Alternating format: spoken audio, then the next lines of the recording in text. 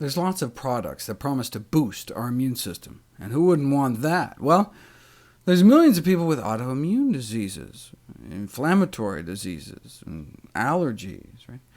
Millions of people whose immune systems may already be a bit too active. I try to make sufferers of seasonal allergies feel better by explaining that having an overactive immune system is not all bad.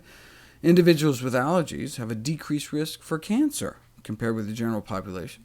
Yes, your immune system may be in such overdrive it's attacking things left and right like tree pollen, but that heightened state of alert might also help bring down some budding tumors in the body.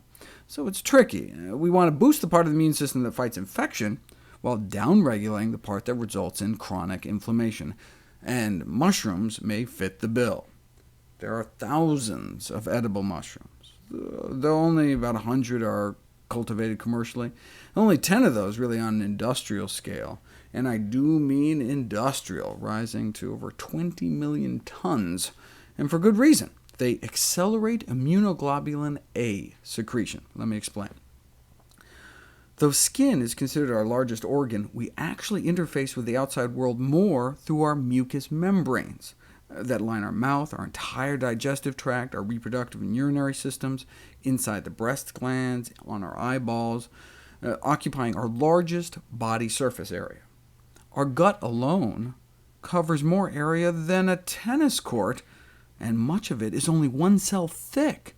One microscopic layer is all that separates us from all the toxins, viruses, and bacteria out there, and so we need one heck of a first-line defense.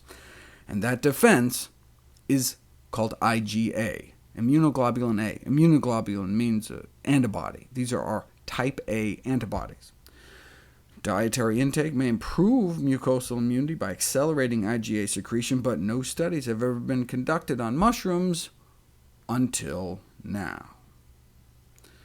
So they had half people eat their normal diet, half eat their normal diet plus cooked white button mushrooms every day for a week. Then, using the passive dribble method for collecting saliva, they just measured the amount of IgA they were pumping out. No change in the control group, but after a week of mushrooms, IgA secretion jumped 50%, and even stayed up there for a week after they stopped eating the mushrooms. This study has shown, for the first time, that dietary intake of white button mushrooms, just regular white mushrooms, about a cup a day, resulted in higher IgA secretion, and the elevated secretion remained stable into week 2, but then fell back to baseline. So this suggests that in arresting or slowing the decrease in IgA in individuals such as the elderly or those with immune compromise, a continuous daily intake of mushrooms may be necessary to maintain an increased IgA secretion, meaning you can't just eat mushrooms once and expect to be protected forever. You have to make them part of your regular diet.